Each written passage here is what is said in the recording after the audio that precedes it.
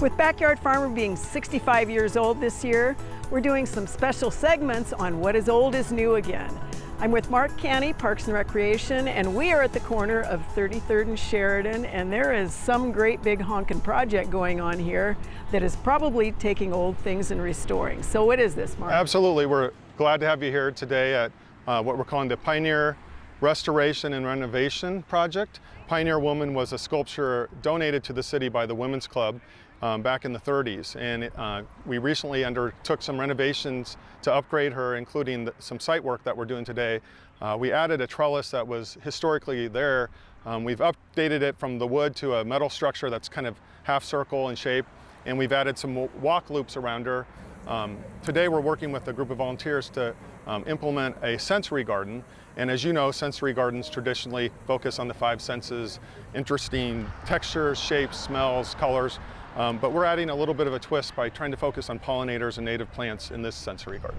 So Mark, one of the other things that seems interesting about this is it's a rather formal design, because the lilacs were there, right? It is. The lilacs historically have been there. They've been there since the 30s. So after some tree removal, we're trying to rejuvenate the lilacs, get them better light. And it really was more of a formal garden at one time with roses as kind of a key element. We're shifting directions a little bit. We're using native plants and pollinator plants sort of in a formal setting in terms of the layout. We use a lot of color blocking because of ease of maintenance. So it kind of combines the formalness of a garden using informal plants, I guess. And technically, this is really something that if a person in their own home landscape loves kind of the formal structure of a garden or a landscape, but they like a little bit more of the soft or the edgy of prairie plants, is this something they could look at once it gets established? Absolutely. We're really doing this for the public. We like to think of, much like the university, we create these gardens as places to go, to learn, to discover what plants might work. You know, this is a pretty open, rough setting.